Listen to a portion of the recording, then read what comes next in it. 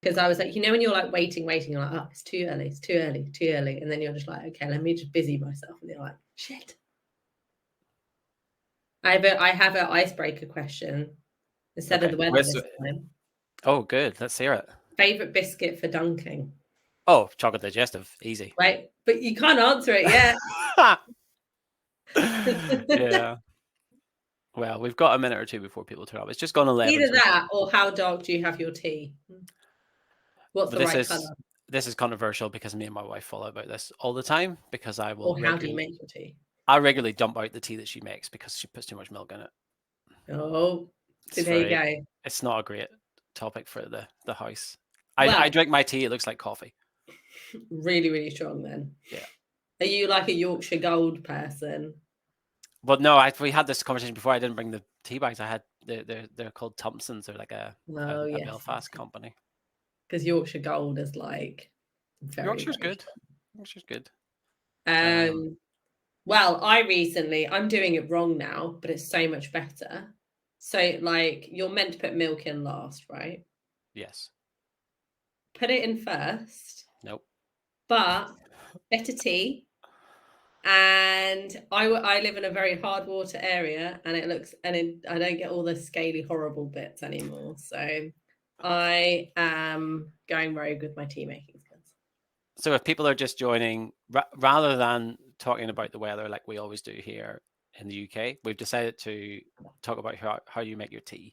So while we're waiting for a few people to join, just like, just having a wee chat about what tea's the best and what biscuits are the best for dunking. So better than the weather chat, because the weather's terrible always. We can sort of rest on that.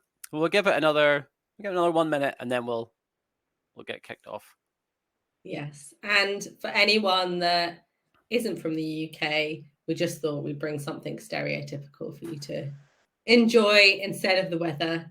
So 3 very like proudly British things. Tea and dunking biscuits. That's great. Should have had some for this actually. All right. Well, I'll share the screen now if you want to kick us off. Whenever you're ready. Well, I'll do a little bit of an intro whilst we're waiting for a few people more to join. But if you haven't joined us before, my name's Helen. I'm one of the onboarding managers within the UK team, and I'm joined by my colleague Gavin, who is a technical account manager, also in our UK team. If you haven't joined us in these before, so we're doing a set of webinars just to help you understand the platform better and make better use of it, really. So today we're talking about unlocking your customer journeys. But essentially, we want to help you understand the different parts of the platform that have the insights, and so how you best use them at different parts of the marketing and sales journey. But we'll give you a little bit more detail about that later. Go back one just a second. Oh, sorry. Yeah, no, it's okay. But so that's what we're doing today. But if you haven't seen our webinars before and you're curious about some of the ones, it's just a bit more longer content on the platform. It's a QR code just on the screen there. And we'll pop it up again at the end again. But if you do want to rewatch, everything's on demand there for you. Okay. No, you can't go. So these are the areas that we're going to cover today. So some of the areas are much more about kind of optimizing the journey, definitely for your marketers out there. So we're kind of starting kind of with the basics, where you would start from when your bots first go live, and then the other parts of the platform that you can make use of when you're really trying to understand kind of the journey and optimize campaigns. But at the end, we're also going to cover some of the stuff that's going to help your sales team in a bit more detail too. Okay. All right, let's get stuck in. Get stuck in. And if there's any questions in the meantime, if there's anything... Oh, I've just seen Abby coming in with her Yorkshire order. And sorry, I didn't see that before, but excellent choice. If there are any questions or tea chat, please pop it into the audience chat on the side. Then either me or Gavin will kind of answer, or either in the chat or kind of live and demonstrate it for you. Cool. So, I mean, my tea of choice is Thompson's and a chocolate digestive to dip. But getting back to this, the sort of business end, I'm going to be covering the bot insights and the conversion insights. Now, we'll do a sort of broad overview of what these are now. We will plan to do more in-depth sort of analytics and insights webinars in the future, but this is just to be part of this whole customer journey sequence. We will touch on it now, and then we can do a deeper dive in the future. But what we hope to learn from this section is basically like, when are your visitors most active on your site and using the bots? Which of the conversion tools work the best for you? And again, just to get an idea of like what they're doing on the site, what they're interacting with, what problems are they trying to solve whenever they go through those pathways. So rather than just showing some screens, we're going to be jumping in between the platform and the slides to give you an idea of what's there. And as Helen said, just drop in any questions that you may have, and then we'll go from there. So in the platform itself, under conversion insights and bot insights, so I'm using our own Leadu dashboard here because there's a ton of data in here to look through. I've hid the personal data there, so there'll be no conflicts in here. So we just see an idea of, so you can see something with a lot of live data in it. Now you'll notice at the top, this gives us an idea of so we'll start with which of the bots and which of the types of conversion kit tools are working most successfully for you and for your business. Now, this will vary from business to business, and we would find that some people benefit more from in-page, some people benefit more from visual, and we've got a couple of client examples that we can chat about through there. But this will give us an idea of which of the tools perform best, so we can see generally the amount of triggers, discussions, and leads that go through those types, the conversion rates from the discussion, which is whenever people start those conversations, and the conversion rate from the trigger, so whenever they see the bot to the convert. So that gives us an idea of which is more sort of appealing to them in the first place. So that gives us a really good starting point to analyze which ones they're trying to use. And a good example that I'll always use is, we have a client whose their product's very visual based. They do projections and sort of multi-site displays on inside museums and things like that. So really visual product. They tried in-page bots at the start to sort of split up the content on their page with a conversation, but the engagement wasn't great for them. They flipped everything to visual bots, and we can share the link to go through to their site to have a look. We flipped everything to visual bots so they could put in sort of GIFs and images about the actual products in action, and the engagement rate sort of skyrocketed then through it within like a really short period of time. So it really is sort of horses for courses, depending on what your audience responds to best. And the best way is obviously just to test and go through different sort of different iterations of what would work. The next thing I want to highlight in this area is sort of following on from what types they want to use to what is the problem they're trying to solve. Now, this is R1, so we can see that most people are looking for, to book a demo or for CS help. But, you may be an automotive client, and you may see that a lot of people are looking to speak to sales or service or after sales and that sort of thing. So this is the labeling within the bots, and it gives us an idea of what conversations people are going down through, what they're most interested in. And then this will help us learn what your visitors are after. It'll also help create automations, so we can send like specific leads to specific teams. So if there was a customer support query, we could send like anything that's tagged CS help can go straight to us. The demos can go straight to the sales team. So really, this sort of reduces the workload. And also, when the leads come through, there's a real clear label about what people are interested in. So that's a really sort of a quick win for people to see exactly what's there. So if you're not using labels in your bots, it's a really good thing to get in there, and it helps with the reporting as well. And then if we just come down a little bit more, this helps us understand when they're using the site and when they're using the bot. So we can sort of tie this together with a couple of things.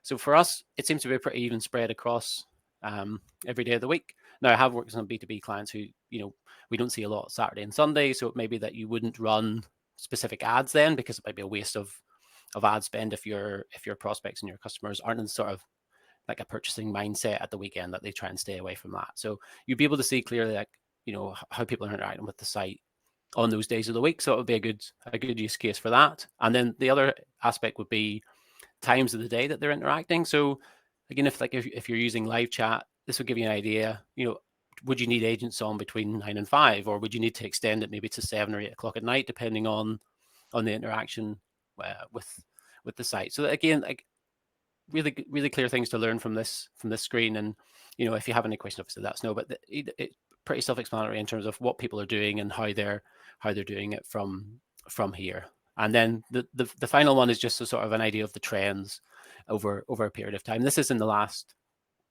3 months, but obviously you can stretch this out to whatever time period you would like, and you can sort of see if you've been running campaigns or email blasts or PPC and things like that, if there are any sort of spikes and trends within this time. So it's a really good idea of what people are doing and when they're doing it specifically.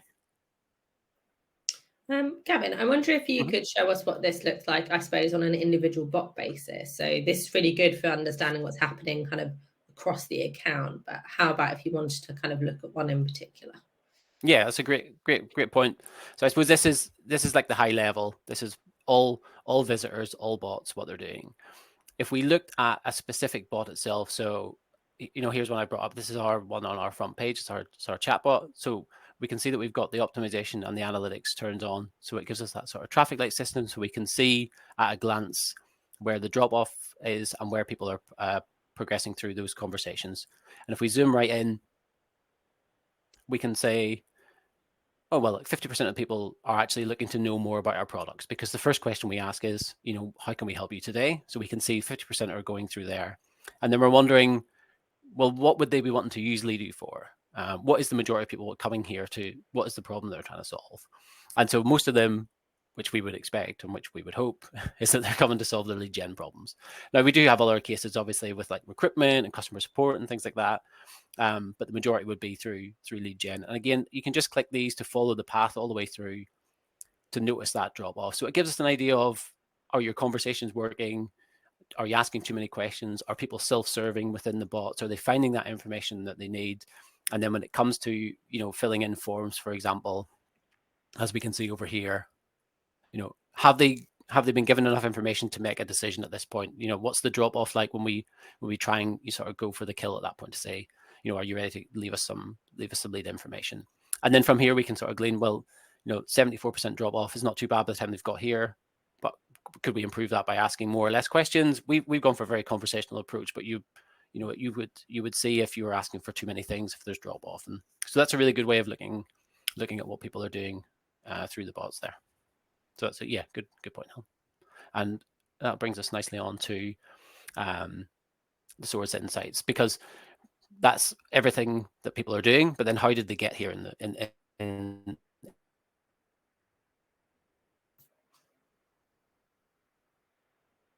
Oh, I'm not sure if it was your connection or mine. Give me a quick message in the chat just to make sure that I'm still connected.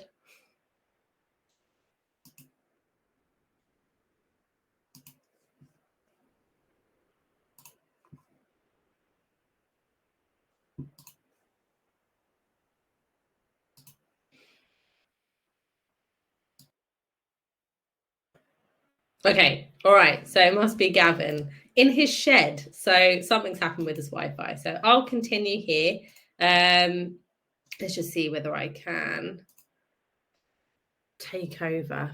Bear with me just a moment.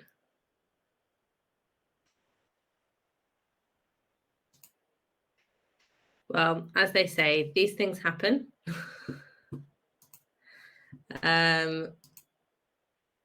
Give me 2 minutes. Just a.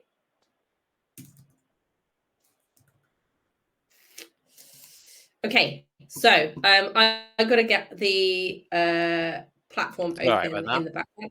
Oh, you're back. Okay, I think I'm great. back now. I will blame the Irish wind and rain for knocking off the internet. Thank you. I was panicking for a minute there because I wasn't quite ready, but here we go. Thanks for your patience, everyone.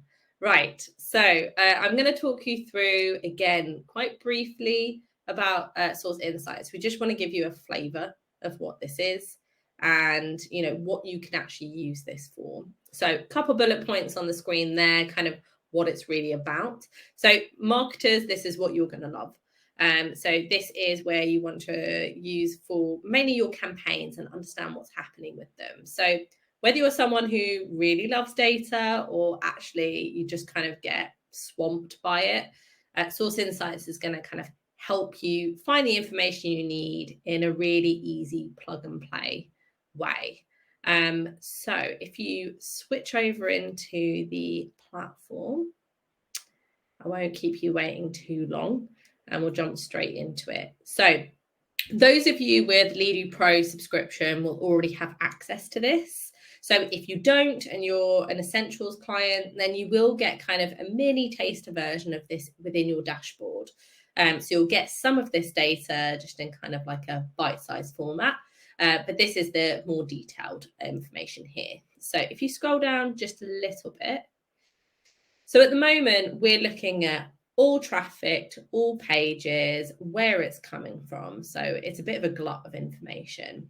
And what we'll show you is, and you'll see this with various parts of the platform, is our filters. So I'm going to pick a particular campaign. And if you don't know already, we launched Leadu AI kind of at the beginning of the year. So I'm going to use that landing page as a filter so I can better see what's kind of driving the traffic and the conversions to it.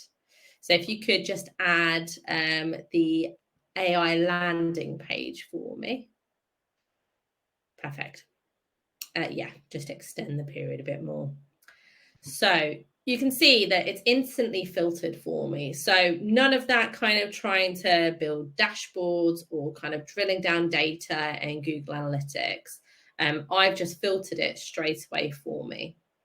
So I've got an idea of how many conversions have come from that page specifically through the Leadu bots, how many converted immediately, which here, honestly, 40%, really great. But then the ones that converted later. So this already gives us a distinction between who we actually managing to convert straight away and who's taking a little bit longer to get there. Because as we know, as marketers, it's a zigzag journey.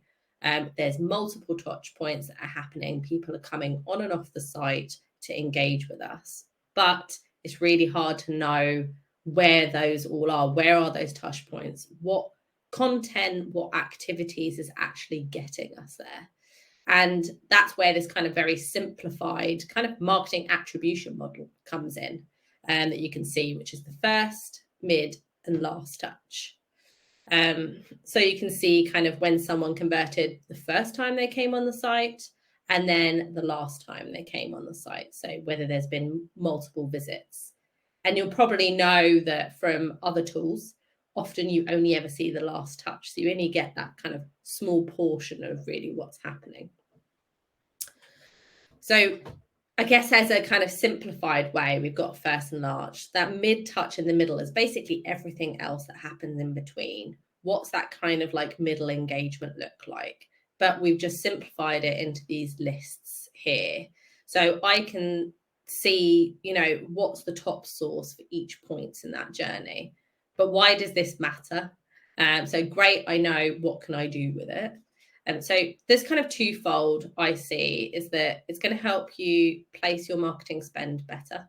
So instead of putting all your eggs into one basket and pouring it all into Google Ads and kind of hoping for the best, you can see, okay, I'm going to put a portion of it in Google Ads, a portion of it into LinkedIn.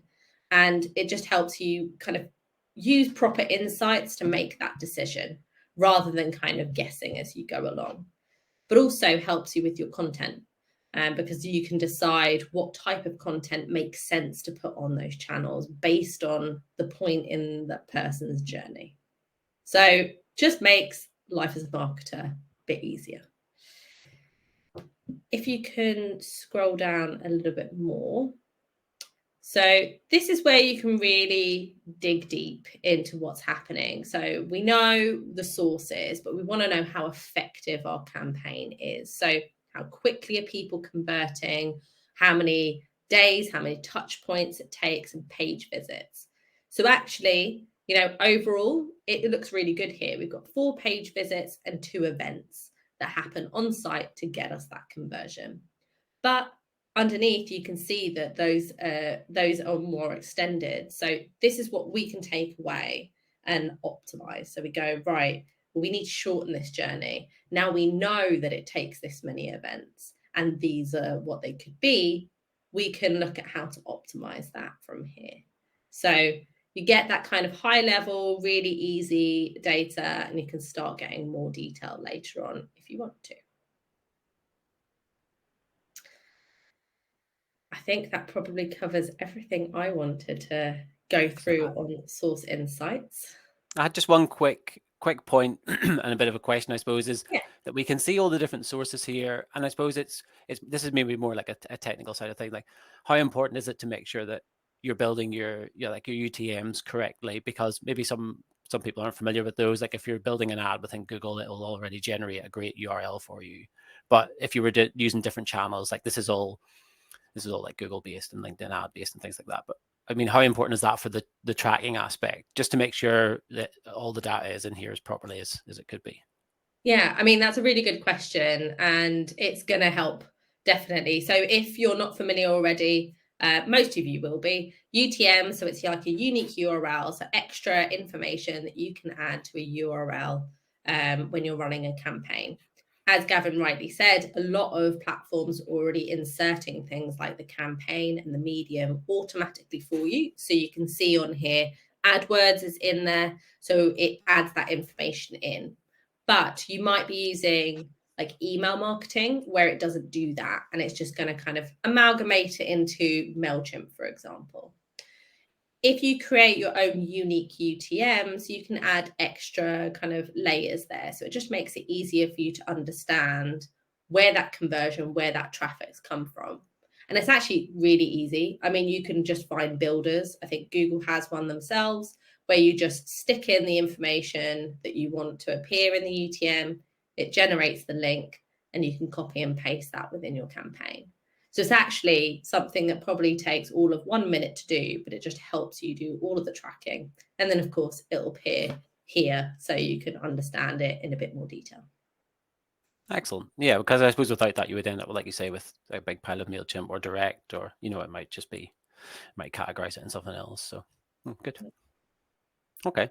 Well, yeah, again, like this sort of flows on nicely to what we were going to talk about next, which is the actual visitor tracking then. So the Source Insight tells us how they got there, and then this is a little bit more detail of what they've done when they're there. We can combine the source with that as well. So the idea behind this next part that we want to talk about is a detailed view of their journey, basically. Like what does the timeline look like for those people? Helen mentioned the different touch points there. We can see first, last, and what did they do in that middle section, which is really important. So now we can get an idea of what your converted leads did, and even the unconverted leads. So what are they struggling with? Is there like an area that we can improve for them? And again, then we can break down like the leads per source, and then again we can like look back at to say, well, we LinkedIn generated 10 leads. We spent $5,000 there this month. So then, I mean, I'm not going to do the math fast enough for that, but you know what I mean? You can get an idea of if your spend is justified. So let's jump into the visitor tracking area. So this is under conversion insights and visitor tracking. Again, I've had the data here, but it'll give us an idea of what people have been doing. So again, we can see any of the stars there. That'll be the conversions, and then the bits in between that and the bits before are what have they done on the site? What's their journey been like? So if we look at this example, we can see what pages they specifically visited. So they went to the pricing page, then they went to the contact us page.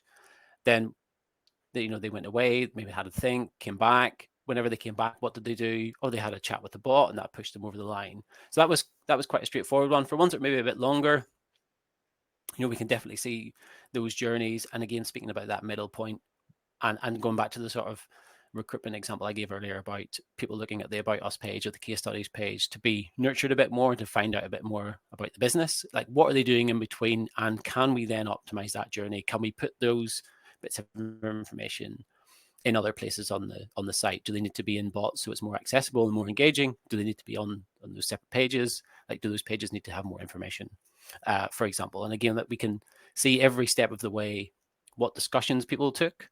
So these little icons here will be discussions. Anything that looks like a computer will be the web visits. So we can see what specifically they did, and then we can look at the sessions. And then if we click on any of these individually, it'll pop out on the side exactly what they've done. So you can see in a different view, day by day, exactly what sessions they've done. I mean, this looks like it was maybe one of our own sort of visits, but you sort of get the idea of what people have been doing over time, how long they spend on the site.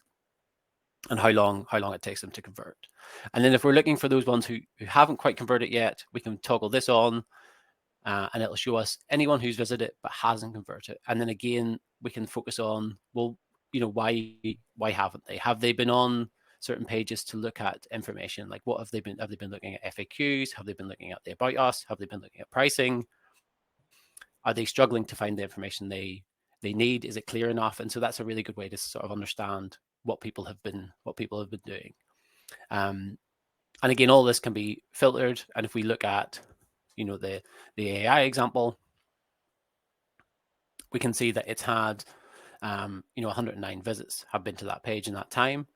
What else have they done along with AI? Are they looking at other products that we offer? Are they looking for more information about us, and maybe how does AI and GDPR fit together and things like that? So we can get an idea of what people have been doing. And again, we can look at those UTMs to see where they came from. We can look at the sources to see what source they came from, to get an idea of that spend, and really sort of track back that ROI to sort of prove the value of the marketing spend you've been doing. And that's I mean, it's quite a straightforward page if we're thinking about it in terms of the. No, it looks like Gavin's terrible Irish Wi-Fi is getting us again. Hopefully he comes back. But I think he's probably covered most of the things on there. And as you saw before, I think the filters, and we're actually releasing a new update to the filters as well. So we're going to make them even more useful going forward. So you're going to have more options in the future to filter down that list and just, be able to look at what you need, and not just like everything on site. I think we've got you back again. Yeah, this has been a disaster. This is the worst one we've done. Like, they've always been grand except for today. I think it must be the rain, and we have a theory internally that the wind and the rain is bad. So yeah, it's proven that at the minute. Luckily, we don't have too much more to go through, so I think we'll be okay. Was there anything else you wanted to cover before we sort of jump on to the last section? No, that was really it. I think it ties in nicely between, like, those two are very, very, very much connected. We have a question in from Jane. Filters not available with essentials. They should be. I can double check if it's. I mean, if you let me know which brand you're working with, I can turn that on. It should just be turned on. Maybe it's because it was a feature that we added on after those packages were established, and maybe it hasn't been turned on. But the filtering should be there. If you drop in, you just let us know, and we can turn it on for you. Yeah. All right.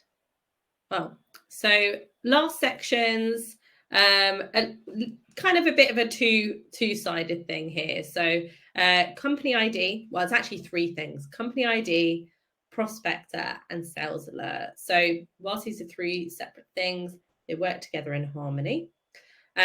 This is really primarily used by your sales team, but we know that marketing teams use this a lot to understand what's happening with their audience as well, especially when you're working B2B, which is why we wanted to include it today.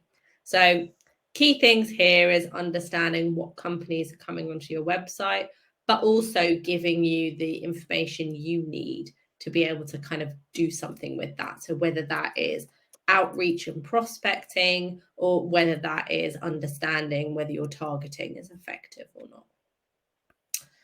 Okay, if you want to jump over to the platform, I'll walk you through. So I just want to give you briefly what we're actually seeing on the screen to begin with. So when you first come onto Company ID, just like with all the other areas, you see everything. So you're going to see every company that we've identified over the period of time at the top of the screen and what's happened with them. So how many have visited, how many have revisited, and how many have converted via a Leadu bot. If you scroll down a little bit more, and you can see there's that list there. So we start to get a list of who they are, kind of a bit of an idea of, how many times they've been on the website. So that one at the top, they obviously love us. They're on the website a lot. And I'll show you in a moment, but we can also see, just like we're in the visitor tracking, kind of a drilled down list of what pages, what bot discussions, what their activity has actually been. But before we do that, I want to filter this down, because this is all well and good, but realistically, when your sales team come on or when your marketing team come on, you want to look at a particular landing page or a particular group of people. So if you go over to the filters for me, please, Gavin. Mm-hmm. So as we've shown you before, so you can filter things so you can match this to your ICP, for example. So you might want to add the industry that makes sense for you, the head count, the revenue, because a lot of us do have that. We know where our ideal client sits. So let's target them. So you can set that up and you can save that as a filter, and you can use that every time you come in. So add all of the filters and conditions that you want, and then just click a button to view, like filter that list instantly when you jump in. But what I want to do is also just like filter down to the people that are lower down in the funnel, those with higher intent. So if you can, please just filter it to the pricing page. So the reason why I'm choosing the pricing page, it's a very easy page to add in here, but we understand that someone's not at that kind of research stage. So they're not looking at our kind of downloadable content. They're a bit further in and they're trying to understand whether we're a good fit for their budget, for example. So I've already got my filtered list straight away here. So now I can give that to my sales team and say, hey, this is a list of people that you need to reach out to, or they're on the website just actively using the app to contact people. What they can do then is, if you click on one of them for me, is not just understand who they are. So, okay, I want to know whether they are indeed, my target company, but then I can scroll down and understand what they've been looking at. The reason this is helpful is if you've got various products and services, you want to make that conversation with that prospect as relevant as possible. So instead of starting that conversation from like a really cold place, you can understand what they want to talk about and have that straight away. So that LinkedIn message, that email, that phone call can start talking about that particular thing. And then that person you're speaking to will feel like they're getting a more personalized experience from them. I actually got a wee question just while we got this screen up. And I know it's maybe something you're going to speak about in a second or two anyway, but it's, I suppose, because this is more like a sales sort of side of things. Like, can we then alert people? Like, can people get this notified? Like, could we send notifications to the sales team whenever this happens, rather than logins? And can we? And I think we can see that obviously from this example, that we can get the decision makers. Like, what would be the best use case for the sales team to use this information? Yeah, and I think that's a really good point as well. So all of our customers, so whether you're on a Pro or an Essentials, you'll be able to see this view, and you can proactively jump in here, use this information as kind of a working tool really throughout the day. But we've got a lot going on, so actually getting automatic notifications can be really handy. So you can actually add on an automated alert system we call sales alerts within the platform. Do you have that open in another tab actually? Yeah. So we call it sales alerts when we talk to you, but in the platform it's under automation and workflows. So again, this is an add-on. So many of you might not have this, but we're going to give you a look at what it means. So we've, just like before, we're going to bring up the example of our AI landing page. And just like all those filters that I talked you through on visitor tracking, on company identification, you can use those to add as conditions to create this alert. So you can get an email. So I've got, my ICP company, they visited the page I want them to visit, in this case, our AI campaign. I want to email the sales team so they can pick up that phone, they can send that email straight away, especially if that company is already a prospect on that list. They know, they're active, they're engaged, without having to even log into the Leadu platform. So all of that great information in company identification, but just make it even easier to take action from it. I'm not going to go into too much more detail on this now, because we'll probably do a more advanced webinar later on. But you can see here very briefly the kind of ability we have in sending that email with all of that extra information in there, just like we were seeing in Company ID. We did have a question actually submitted in the chat, which is kind of asking about contact details of those companies. So if you can scroll up a little bit. So we glossed over this at first, but this is because this is an add-on again for people that want this. So you can see this section called Prospective Decision Makers, which we call Prospector for ease. So again, we're just trying to make that process easier. So, okay, you've got your target list of companies, but okay, now you've got to go and research their contact details. Instead, we're surfacing up kind of information on possible decision makers. So you've got a place to start from, and your sales team have someone to contact in that first instance. So again, just trying to make their lives easier, and they can spend their effort on, making those sales rather than research and contact details. Great. Yes, thank you very much. And in terms of then, so that's obviously very sales focused, which is great, and that's the majority of this tool, I suppose, is used for the sort of outbound outreach. But looking back at the marketing side of things, because I know we've got a lot of marketers on today, how what are the other reasons that they would be using this? Because obviously they wouldn't be doing like the cold calling and stuff like that. Like what could we be doing for the marketing side of things that, and again, as you say, like everyone who's on Essentials or Pro have access to this company data without necessarily having those extras. But what could we, can we help them a wee bit more? Yeah, and I think that's actually a really good question. Something we've had a lot of success with working with clients recently is actually using this list in LinkedIn ads. So when you're running LinkedIn ads, to be able to make an audience of who you're targeting. So you can go in, use those filters again, download that list. So with that export, and it's going to give you the basic information about those companies. So who they are, where they're based, all that kind of thing.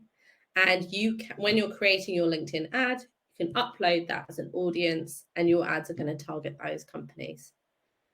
The benefit of this, I'm sure you'll probably is quite obvious, but you can reduce your ad spend, and kind of it's less risky as well. So you can say, right, I know that these are actively engaged companies. They know who we are. They're more likely to engage and convert with the ad. So let's send our ad to them instead of just anyone and everyone who may fit what we think might be interested.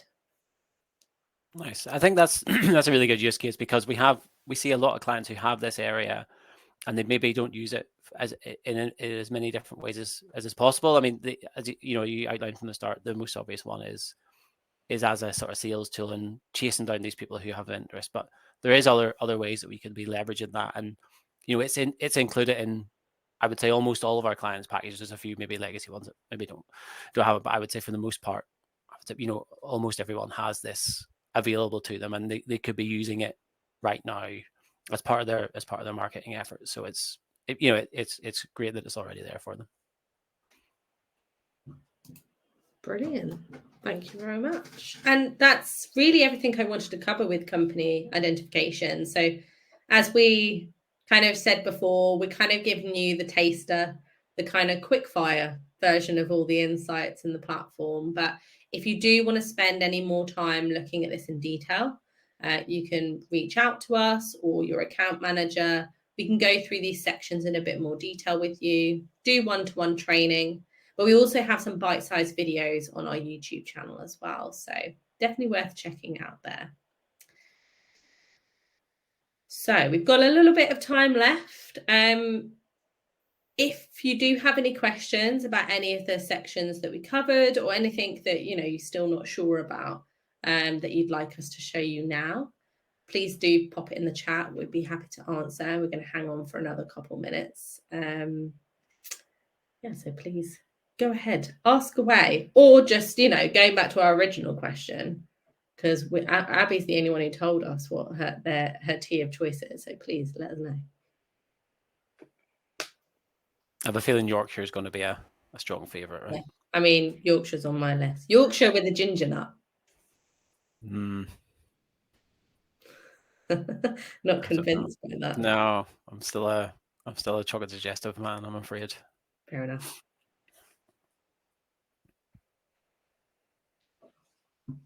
Cool. Well, we'll give it a few more minutes if anyone has any questions. And as you say, like the webinar links are there, and we'll be doing more. We'll probably do some more deep dive ones in the future. So we'll be sending out newsletters about those to invite. We'll be doing one every month, sort of around the same sort of time every month. So that one we'll be announcing that pretty soon about what it's about, and obviously we stay tuned for those ones. And as you say, like we can get the older ones here as well. Yeah. And also, this is the third in the series that we've done.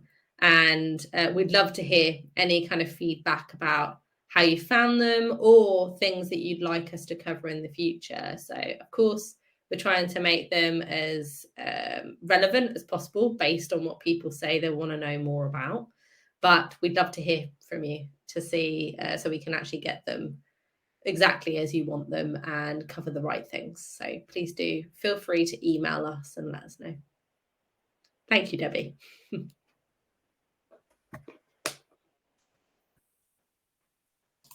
might have Rich tea is a classic. That's true. I will agree. Cool. Well, on that note, no, never milk first, 100%. Oh, well, I was saying at the beginning, if you didn't catch me, I've started doing milk first. Well, that's wrong. I know, I'm going rogue. This might be our last webinar together then.